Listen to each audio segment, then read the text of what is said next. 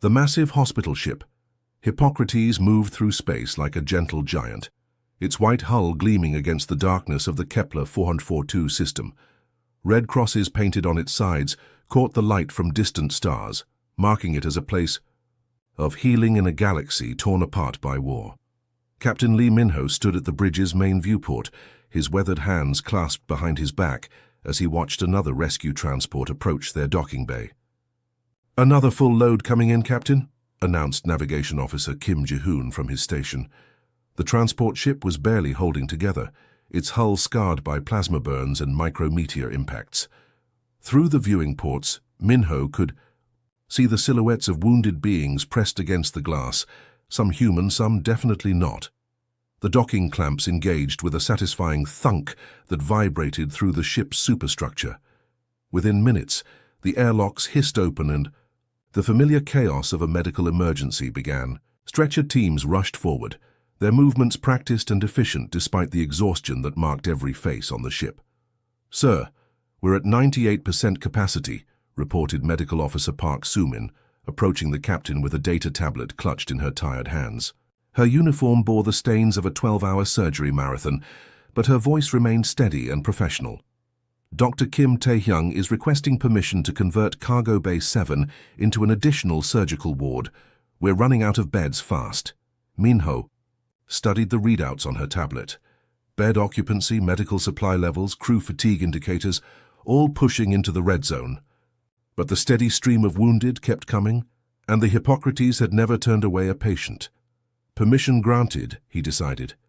"Tell Tae-hyung he can have whatever space he needs. What's our treatment count this week?" Soo-min consulted her tablet again. "Over 12,000 patients from both sides of the conflict. The Zephyrians and Vortani have been bringing their wounded here together sometimes, which creates some interesting situations in the recovery wards. Any problems with species integration?" "Surprisingly few. Pain and healing seem to be universal. Languages. The crew hasn't had proper sleep in 36 hours, but nobody's complaining. Dr. Lee Soo-jin actually had to order some of the nurses to take mandatory rest breaks." Down in Medical Bay 4, the reality of that exhaustion was playing out in countless small moments of dedication. Dr. Choi Ji-won bent over an examination table where a young Zephyrian warrior lay motionless, his insectoid carapace cracked along, his left side like a broken eggshell. The wound ran from his shoulder joint down to his hip, revealing the complex muscle structure beneath his natural armor. "Easy there, little fighter," Ji-won whispered, as her patient's compound eyes tracked her movements nervously. The Zephyrian was barely past adolescence by his species standards, his carapace still showing the softer coloration of youth. Her medical translator converted her gentle Korean words into the clicks and chirps of his native language. The young warrior's mandibles clicked rapidly, and what she had learned was equivalent to frightened breathing. His three-fingered hands gripped the edges of the examination table with surprising strength. "I know it hurts," she continued, preparing a specialized medical gel designed for chitinous wounds. "But you're going to be fine. We don't take sides. Here we just heal. Whether you're Zephyrian, Vortani, or from some species I've never heard of, you get the same treatment." Across the medical bay, Nurse Yoo Min-jung was helping a Vortani civilian, a crystalline being whose translucent body sparkled with internal light. "Take small sips of a mineral solution." The creature's left arm had been shattered in whatever battle had brought them here. The crystal fragments carefully realigned and held in place with specialized bioadhesive. "The pain inhibitors should kick in soon," Min-jung explained, her voice carrying the warm professionalism that had made her one of the ship's most requested nurses.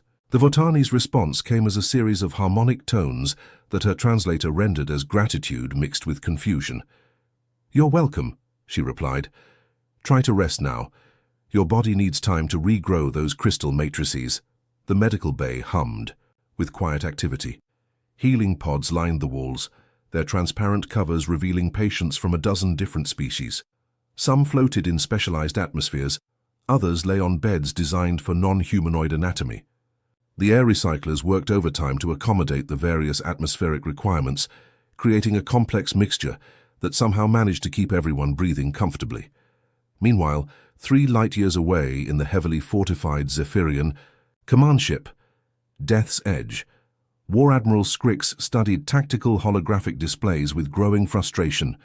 The 3-dimensional battlefield map showed the positions of military vessels, supply convoys, and strategic installations throughout the contested system. But scattered among these legitimate targets were dozens of white dots marked with red medical symbols, human hospital ships like the Hippocrates. "These medical vessels are becoming a problem," Scrix chittered to his tactical officer, his forearms gesturing at the display. Each ship represented thousands of enemy soldiers, returned to fighting condition, enemy civilians saved to work in weapons factories, enemy morale maintained through hope of medical treatment. "They claim neutrality under the Galactic Medical Accords," his officer replied carefully. "Attacking them would bring sanctions from the Council."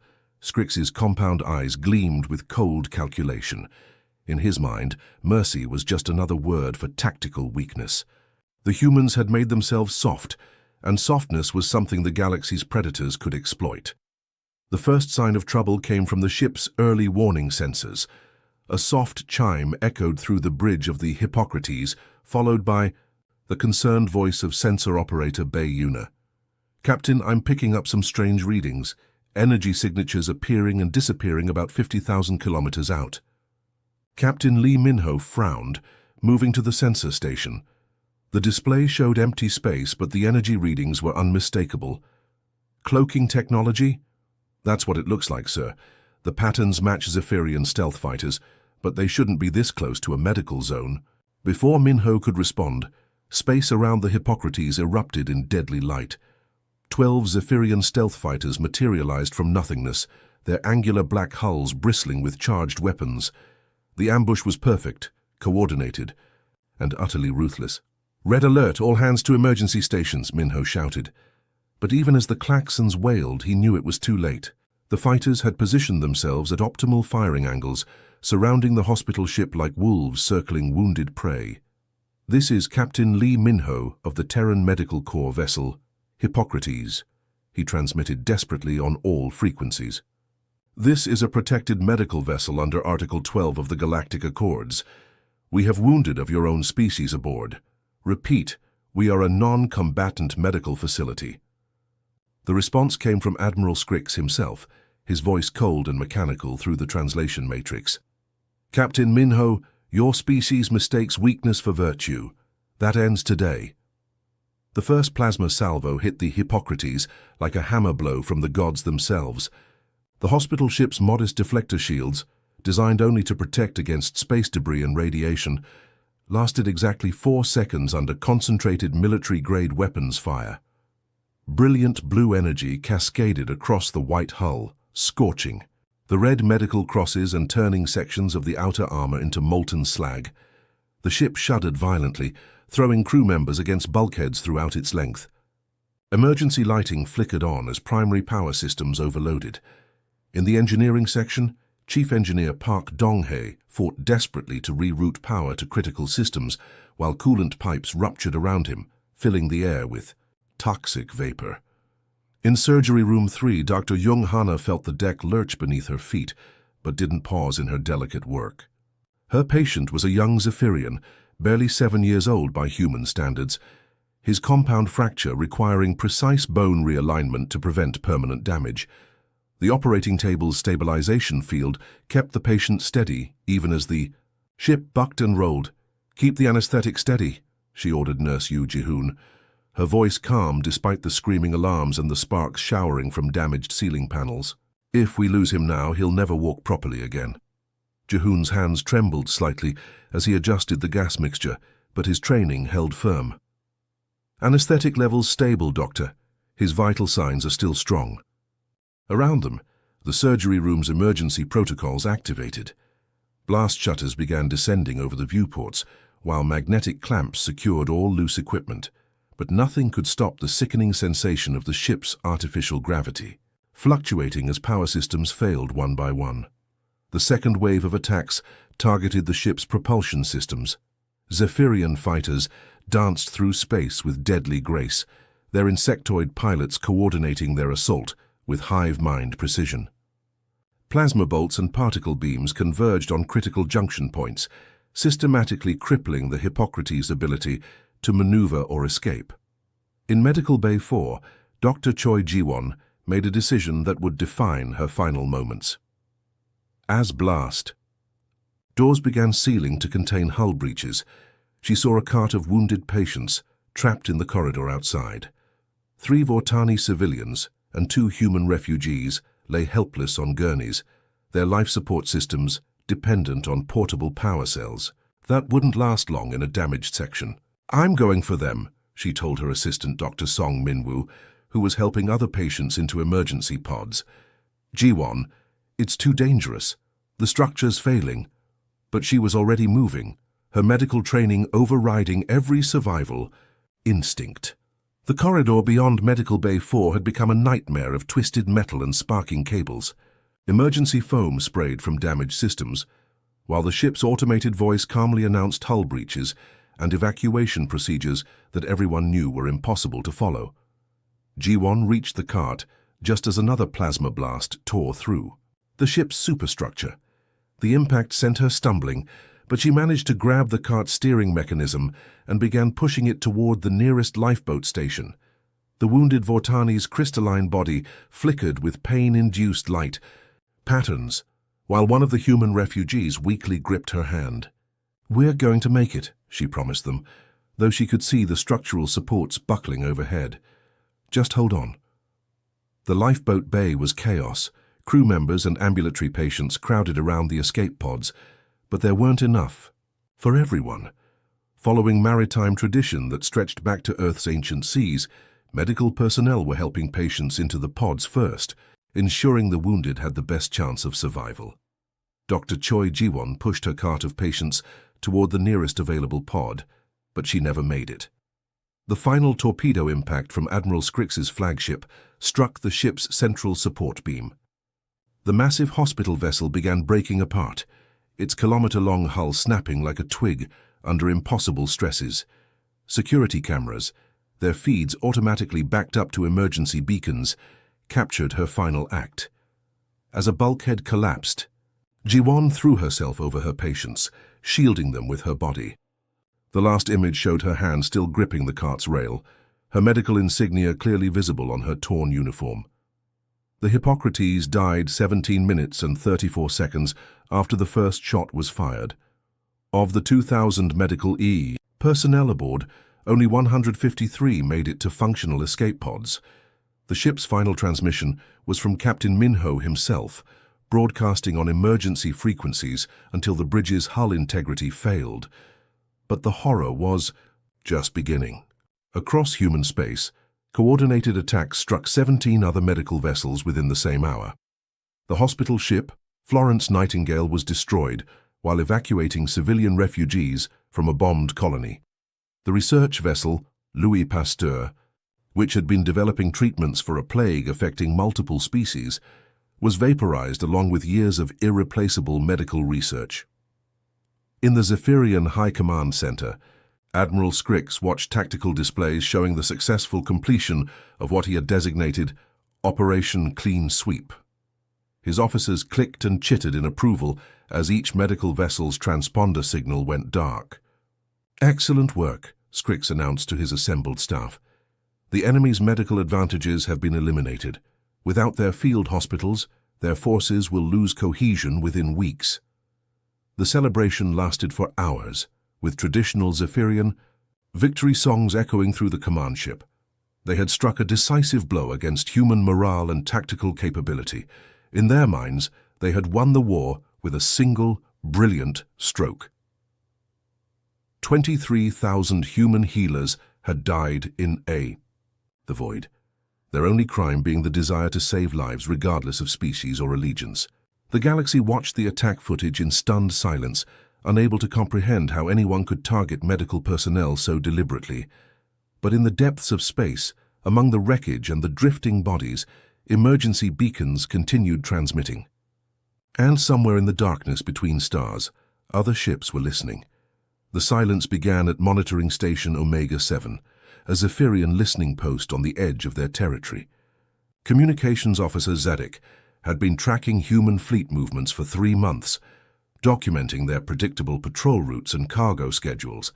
The humans were so wonderfully organized, so boringly routine, until they weren't. Station. Omega-7 to command, Zedek transmitted during his regular report. All quiet on the human border. No unusual activity to rep. The transmission cut off mid-sentence. In the Zephyrian command center, duty officers waited for the routine message to resume. When it didn't, they tried to re-establish contact. Nothing. The entire station had simply vanished from their communication grid. Probably a solar storm, dismissed Communication Director Vrex. Those outer stations lose contact all the time. But within 6 hours, 4 more monitoring stations had gone silent. Then 8. By the end of the week, the entire outer rim surveillance network had stopped transmitting. No distress calls, no battle reports, no desperate final messages. Just silence spreading like a disease through Zephyrian space. Admiral Scrick studied the tactical display in his command ship, his 4 arms gesturing impatiently at the growing blank spots on his territory map. This is impossible. Entire stations. Don't just disappear. Sir, we've dispatched patrol fleets to investigate, reported his tactical officer. The first should reach Omega-7's position in 12 hours. That patrol fleet never reported back either. 3 days later, Captain Yex, of the Zephyrian destroyer Bloodclaw, found himself staring at something that shouldn't exist. Where monitoring station Omega-7 should have been, there was nothing but empty space and slowly drifting debris. The station's massive sensor array had been cut apart with surgical precision, each piece drifting in perfect formation as if placed there deliberately. Scan for survivors, Yex ordered, though his compound eyes could already see the answer. The debris field was too neat, too organized. This wasn't the chaotic destruction of battle. This was something else entirely. Captain, his sensor operator called out, mandibles clicking nervously. I'm detecting something strange. Energy signatures unlike anything in our database. Before Yex could respond, space around the Bloodclaw began to ripple like water. The stars themselves seemed to bend and twist, reality warping in ways that made the Zephyrian crew's optical sensors ache. Then, from the distorted space, something emerged. It was a ship, but not like any vessel in known galactic databases. Black as the void between stars, it moved with fluid grace that defied physics. No visible engines, no energy signatures that their sensors could track. It simply existed, like a hole cut from the fabric of space itself. Unknown vessel, identify yourself, Captain Yex transmitted, trying to keep the fear from his voice. The response came not through communications, but through the Bloodclaw's own speakers, somehow bypassing their secured systems entirely. The voice was human, female, and utterly without emotion. You killed healers, it said simply. Now you learn the cost. The Zephyrian destroyer's shields activated automatically, but the strange black ship didn't fire conventional weapons. Instead, reality seemed to fold around the Bloodclaw. The destroyer's hull began to separate along perfectly straight lines, each section floating away in controlled silence. Within minutes, the mighty warship had been dismantled like a child's toy, its crew left floating in emergency pods. Tell your admiral, the voice continued, that the Reapers have awakened. Light years away, Captain Han Jisoo sat in the command chair of her stealth destroyer, watching the tactical display with cold satisfaction. Her ship, the Silent Scalpel, was one of 12 vessels that officially didn't exist. Built in secret shipyards hidden in the asteroid fields of Sol, powered by technology that Earth's public scientists had never heard of, crewed by volunteers who had given up their identities to serve a darker purpose. Reaper 7 to all units, she transmitted on quantum-encrypted channels. Phase 1 complete, all outer stations neutralized, proceeding to Phase 2. Her crew moved with practiced efficiency around the bridge. These weren't the bright-eyed medical students or idealistic diplomats the galaxy associated with humanity. These were Earth's children who had chosen a different path, trained in arts that civilized species preferred to forget existed. Target acquired, reported her tactical officer, Lieutenant Kang Seon. Admiral Scrix's personal estate on Zephyr Prime, Defensive systems include orbital platforms, atmospheric shields, and a full military garrison. Time to engagement? 17 minutes at current velocity. The estate's shields are military-grade, designed to withstand fleet bombardment. Jisoo allowed herself a thin smile. They're designed to withstand conventional weapons. We're not conventional. The Silent. Scalpel dropped out of hyperspace directly above Zephyr Prime, materializing in the planet's upper atmosphere like a falling star. Immediately, the planet's defense grid activated. Massive orbital platforms turned their weapons toward the intruder, while atmospheric shields powered up to protect the surface. Incoming transmission from the estate, reported Communications Officer Park Yong-ho. Admiral Scrix is demanding to know who we are. Put him through, Jisoo ordered. Admiral Scrix's image appeared on the main screen, his compound eyes gleaming with fury. What is the meaning of this intrusion? You are in violation of Zephyrian territorial space. Admiral, Jisoo replied, her voice carrying the weight of 23,000 dead healers. I am Captain Han Jisoo of the Terran Reaper Corps. You killed our medical personnel. You targeted healers who had sworn to save lives regardless of species or politics. You made this personal. Impossible, Scrix chittered.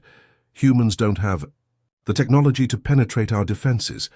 Your species is weak, dependent on mercy and diplomatic solutions. We were, Jisoo acknowledged. But you forced us to remember what we were before we became healers. You made us recall why we needed so many doctors in the first place. The estate's shields activated, a shimmering barrier of energy that could deflect the fire of an entire battle fleet. Admiral Scrix felt secure behind his defenses, surrounded by the might of Zephyrian military engineering. The shields lasted exactly 4 seconds. The Silent Scalpel didn't use plasma cannons or torpedo tubes. Instead, it projected a field that simply made the shield generators forget they were supposed to exist. The energy barrier flickered and died, leaving the estate as vulnerable as any undefended structure. But the Reapers didn't fire on the buildings below. They didn't target the garrison or the military installations. Instead, a single drop pod descended from the black ship, landing with precision in the estate's main courtyard. Admiral Scrix watched from his command center as armored figures emerged from the pod. They moved past his guards without engaging, walked through his security systems as if they were mere suggestions, and approached his personal residence with the casual confidence of invited guests. Sir, his aide reported, they're not attacking. They are just walking. The Reapers reached the estate's main building and simply stood there waiting. After several minutes, one of them placed a small device on the ground and activated it. A recording began to play, the final transmission from the Hippocrates, Captain Lee Minho's desperate voice echoing across the courtyard. This is a protected medical vessel under Article 12 of the Galactic Accords. We have wounded of your own species aboard. The recording continued, playing the death throes of every medical ship that had been destroyed. Dr. Young-hana's voice, steady and professional, even as her surgery room collapsed around her. Dr. Choi Ji-won's final act of shielding her patients. The screams of nurses and doctors as they died in the void, their only crime being the desire to heal. Your admiral chose this path, the lead Reaper said, his voice carrying clearly through the courtyard. He declared war on mercy itself. Now he lives with the consequences. The recording device was programmed to play continuously, broadcasting the voices of the dead across Zephyr Prime's communication networks. Every citizen of the planet would hear the final words of the healers their leader had murdered. The Reapers returned to their drop pod and departed as silently as they had arrived. They hadn't harmed a single member of Admiral Scrix's family or staff.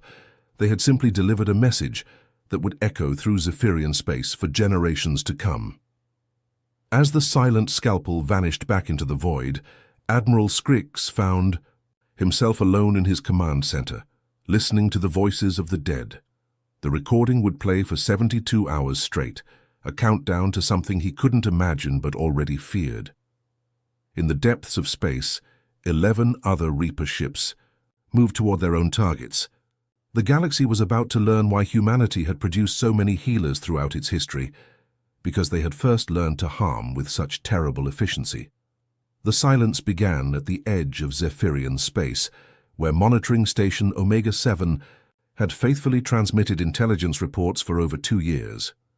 Communications Officer Zik was in the middle of his routine hourly broadcast when something impossible happened. His equipment simply stopped working. Not damaged, not destroyed. Just silent, as if someone had flipped an off switch in his brain. "Station Omega-7 to command. All quiet on the human border sectors," Stick began his familiar report. "No unusual ship movements detected. Cargo vessels maintaining standard routes. Patrol schedules remain predict." The transmission ended mid-word. In the Zephyrian command center, duty officers waited for the message to continue. When minutes passed without contact, they tried to re-establish communications. Their calls echoed into empty space. "Solar interference," suggested Communications Director Vrex, his mandibles clicking dismissively. "Those outer rim stations lose contact during stellar storms all the time, but by the next day, 3 more stations had gone silent. By the end of the week, the entire outer surveillance network had vanished from their communication grid. No explosions, no battle damage reports, no desperate final transmissions. The stations simply stopped existing as far as their sensors could tell. Admiral Scrick studied the growing blank zones on his tactical display, his 4 arms gesturing in frustration. Entire monitoring stations don't just disappear into thin air. Deploy patrol fleets to investigate immediately. The first patrol fleet reached Omega-7's coordinates 12 hours later.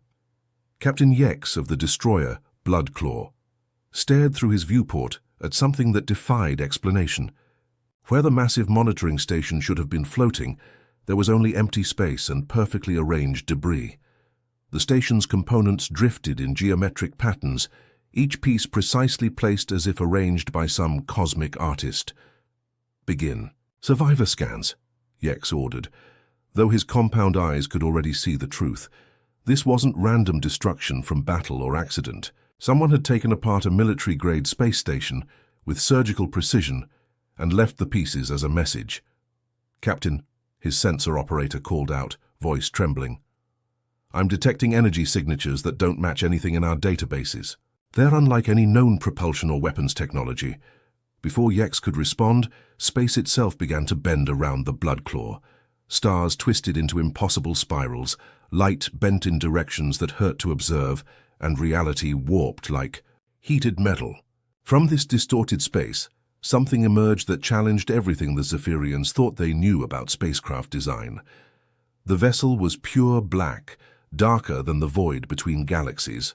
It didn't reflect light so much as devour it, creating a ship-shaped hole in the starfield. No visible engines, no energy emissions their sensors could track, no heat signature despite clearly being active. It simply existed, moving through space with fluid grace that made their navigation computers crash, trying to plot its trajectory. "Unknown vessel. Identify yourself and state your intentions," Captain Yex transmitted, fighting to keep his voice steady. The response didn't come through their communication systems. Instead, it emerged directly from the Bloodclaw's internal speakers, somehow bypassing every security protocol and encryption barrier. The voice was human, female, and carried the cold precision of a surgical instrument. "You killed healers," it said simply. "Now you learn why we needed so many of them." The Bloodclaw's defensive systems activated automatically, raising shields and charging weapons. But the black ship didn't attack in any conventional sense. Instead, reality seemed to fold around the Zephyrian destroyer. The ship's hull began, separating along perfectly straight lines, each section floating away in controlled silence. Within minutes, the mighty warship had been dismantled like a medical teaching model, its crew left floating in emergency pods. "Tell your admiral that the Reapers have awakened," the voice continued. "Tell him that humanity remembers what it was before it chose mercy." Light years away, Captain Han Ji-soo sat in the command chair of her stealth destroyer, the Silent Scalpel. Around her, the bridge hummed with technology that officially didn't exist, operated by crew members who had surrendered their identities to serve a purpose darker than diplomacy. Her ship was one of 12 vessels built in secret shipyards hidden in the asteroid fields of Sol, powered by research that Earth's public scientists had never heard of. Reaper 7 to all units, she transmitted on quantum-encrypted channels that existed between dimensions. Outer perimeter secured, all monitoring. Stations neutralized without casualties, proceeding to Phase 2 of the operation. Her crew moved around the bridge with deadly efficiency. These weren't the bright-eyed medical students or idealistic diplomats the galaxy associated with humanity. These were Earth's children who had chosen to remember older skills, trained in arts that civilized species preferred to forget had ever existed. Target confirmed, announced Tactical Officer Kang Seon from her station. Admiral Scrix's personal estate on Zephyr Prime. Intelligence reports show orbital defense platforms, atmospheric shields, and a full military garrison protecting the compound. Estimated time to target? 15 minutes at current velocity. The estate's defenses are military grade, designed to withstand bombardment from an entire battle fleet. Shield generators alone could absorb the firepower of 20 dreadnoughts. Jisoo allowed herself a cold smile. They're designed to handle conventional weapons. We stopped being conventional the day they murdered our healers. The silent scalpel dropped out of hyperspace directly above Zephyr Prime, materializing in the planet's upper atmosphere like a falling nightmare. Immediately, every defense system on the planet activated. Massive orbital platforms rotated, their weapons toward the intruder, while atmospheric shields powered up to maximum strength. Incoming transmission from the surface, reported Communications Officer Park Yong-ho. Admiral Scrix is personally demanding identification. Put him through. It's time he met his consequences. Admiral Scrix's image appeared on the main screen, his compound eyes gleaming with outrage and disbelief. What is the meaning of this violation of sovereign Zephyrian space? You are in direct breach of interstellar law. Admiral Scrix, Jisoo replied, her voice carrying the weight of 23,000 dead healers. I am Captain Han Jisoo of the Terran Reaper Corps. You targeted medical personnel. You murdered healers who had sworn oaths to save lives regardless of species or politics. You made this personal when you chose to wage war against mercy itself. Impossible, Scrix chittered, his mandibles clicking in dismissal. Human technology is inferior. Your species relies on diplomacy and medical aid because you lack the strength for real warfare. Our defenses are impenetrable. We were healers by choice, Admiral, Jisoo acknowledged. But you forced us to remember what we were before we chose to save lives, instead of taking them. You made us recall why Earth's children became so skilled at medicine in the first place. The estate's shields activated with a brilliant flash, creating a shimmering barrier of energy that could deflect the combined firepower of an entire invasion fleet. Admiral Scrix felt secure behind defenses that had never been breached, surrounded by the pinnacle of Zephyrian military engineering. The shields lasted exactly 4 seconds. The silent scalpel didn't fire plasma cannons or launch torpedoes. Instead, it projected a field that simply convinced the shield generators they no longer existed. The energy barrier flickered once and died, leaving the estate as vulnerable as any undefended civilian structure. But the Reapers didn't target the buildings below. No explosions rocked the compound, no energy beams carved through military installations. Instead, a single drop pod descended from the black ship, landing with precision in the estate's main courtyard, like a surgical instrument finding its mark. Admiral Scrix watched from his command center as armored figures emerged from the pod. They moved past his elite guards without engaging, walked through security barriers as if they were decorative suggestions, and approached his personal residence with the casual confidence of invited guests arriving for dinner. Sir, his aide reported, voice shaking with confusion. They're not attacking anything. They're just walking toward the main building. The Reapers reached the estate's entrance and simply waited in formation. After several minutes, their leader placed a small device on the ground and activated it. A recording began to play, broadcasting, across every communication frequency on Zephyr Prime. Captain Lee Minho's voice echoed across the courtyard, desperate and professional. This is a protected medical vessel under Article 12 of the Galactic Accords. We have wounded of your own species aboard. The recording continued, playing the final transmissions from every medical ship that had been destroyed. Dr. Jung Hanna's steady voice directing surgery while her operating room collapsed around her. Dr. Choi Ji-won's last act of courage, shielding wounded patients as the bulkheads failed. The voices of nurses and doctors as they died in the void, their only crime being the desire to heal without prejudice. "Your admiral chose this path," the lead Reaper said, his voice carrying clearly through the compound speakers. "He declared war on compassion itself. Now he lives with the consequences of that choice." The recording device was programmed to broadcast continuously for exactly 72 hours, ensuring every citizen of Zephyr Prime would hear the final words of the healers their leader had murdered. It couldn't be turned off, couldn't be jamming, couldn't be destroyed without triggering a more powerful backup system. The Reapers returned to their drop pod and departed as silently as they had arrived. They hadn't harmed a single member of Admiral Scrix's family or damaged any of his property. They had simply delivered a message that would echo through his dreams for whatever time remained to him. As the silent scalpel vanished back into the dimensional fold, Admiral Scrix found himself alone with the voices of the dead, understanding. For the first time that he had awakened something in humanity that the galaxy had never seen before. The end came not with massive fleet battles or the destruction of worlds, but with silence. 3 months after the Reapers had awakened, the Zephyrian Empire's mighty war machine ground to a halt like a clockwork toy with broken springs. Their ships still patrolled the void. Their weapons remained charged and ready. Their worlds continued, spinning in their orbits untouched by human weapons. But the voices that commanded them had simply stopped speaking. On the bridge of the Zephyrian flagship Dominance, Communications Officer Vex tried for the 100th time to contact High Command. Static filled the frequencies where orders had once flowed like water. Fleet Admiral Rix, second in command of the entire Zephyrian military, stared at tactical displays that showed human medical ships resuming their routes through contested space, protected now by an invisible shield more powerful than any technology. "Sir," Vex reported, his mandibles clicking nervously. "Still no response from Central Command, Sector Command, or any of the regional admirals. It's like they've all just vanished."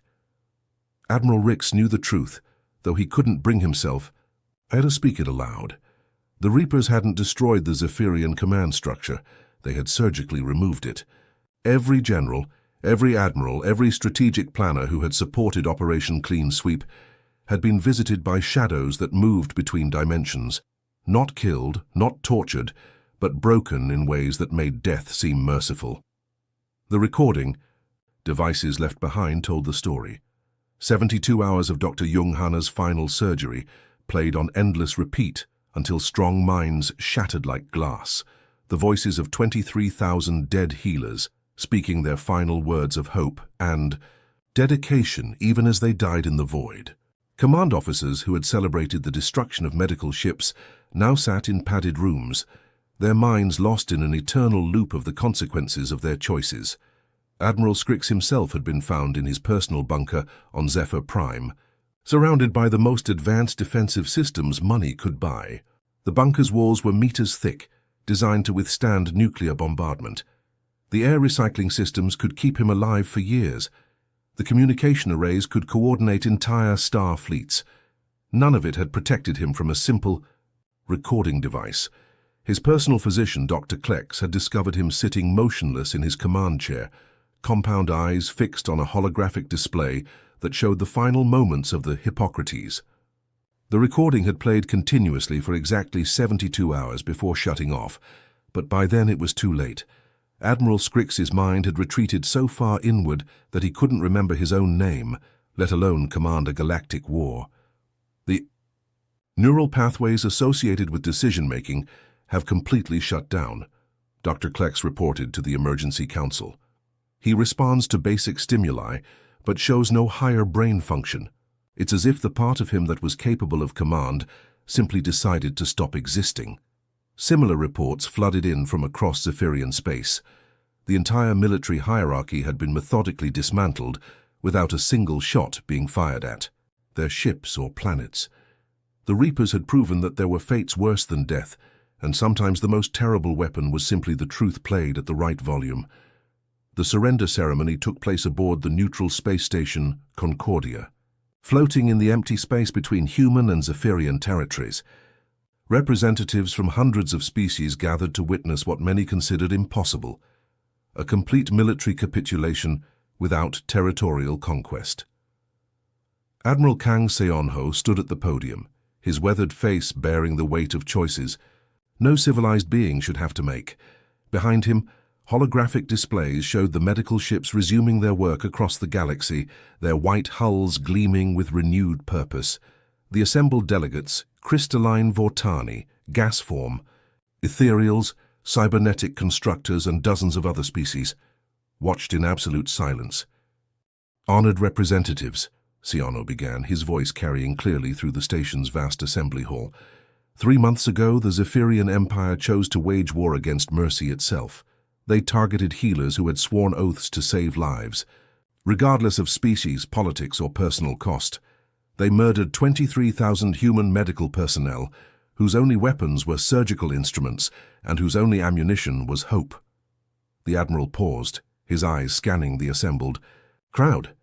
Many of these beings had been treated by human doctors at some point in their lives. They understood what had been lost when those medical ships died in the void. "Humanity chose to be healers among the stars," he continued. "We brought medicine instead of conquest, research instead of exploitation, hope instead of fear.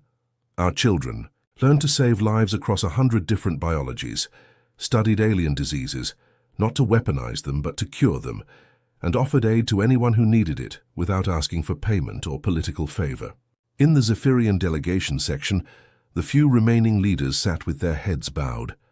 Acting Admiral Rix, now the highest-ranking Zephyrian military officer, still capable of coherent thought, clutched the surrender documents with trembling claws. "But when you forced us to remember why we needed so many doctors," Seonho's voice grew quieter, more dangerous. "When you made us recall the skills we had chosen to forget in favor of healing arts, the galaxy saw what humanity truly is. Beneath our choice to show mercy, we are not healers because we are weak. We are healers because we know exactly how fragile life can be when those who understand destruction choose to practice it." The ceremony concluded with the signing of documents that officially ended the war. But the real end had come months earlier, when the first Reaper ship had emerged from dimensional space. The Zephyrian military machine would be dismantled, their weapons technology handed over to galactic authorities, their war crimes investigators given unlimited access to their archives. As quickly as they had appeared, the Reaper Corps vanished back into the shadows between stars. Their black ships returned to hidden shipyards that existed in dimensions normal sensors couldn't detect. Crewed by volunteers who officially had never been born, the galaxy's intelligence services tried desperately to locate these ghost vessels, but they might as well have been hunting for shadows cast by invisible light. In the months that followed, something remarkable happened throughout known space. Human medical vessels resumed their missions with complete impunity. Warring species that had spent centuries killing each other suddenly found themselves reluctant to even target military hospitals, afraid that any action against healers might awaken the Reapers again. The white ships with red crosses became symbols of sanctuary that no sane military commander would dare attack. Pirates who had once preyed on medical transports found other prey. Warlords who had bombed civilian hospitals discovered religion and decided that perhaps peace wasn't such a bad idea after all. Dr. Park Minjung, one of only 153 survivors from the Hippocrates, stood in the medical bay of the new hospital ship Renewal. Her first patient was a young Zephyrian soldier, barely past adolescence, his carapace cracked by shrapnel from a mining accident rather than military action. "Easy there," she whispered, as her patient's compound eyes tracked her movements nervously. The translation matrix converted her gentle Korean words into his native clicks and chirps. "You're going to be fine. We don't take sides here. We just heal." The same words Dr. Choi Ji-won had spoken in her final moments, now carried forward by those who remained. But as Minjung worked, she was aware of something that hadn't existed before the Reapers awakened. In the depths of space, Invisible guardians watched over every medical vessel, every hospital station, every aid convoy. The galaxy had learned. A lesson written in the silence of shattered minds and the whispers of dimensional shadows. Human mercy wasn't weakness. It was a choice made by beings capable of unimaginable destruction. It was the decision of apex predators to tend wounds instead of causing them, to build instead of breaking, to heal instead of harming. And like all choices, it could be revoked. The medical ships continued their work among the stars, carrying hope and healing to countless worlds. But now they carried something else as well, an unspoken promise that harm to healers would be answered by forces that existed in the spaces between nightmares, wielded by humanity's children who remembered older skills and darker arts. The galaxy was safer now, protected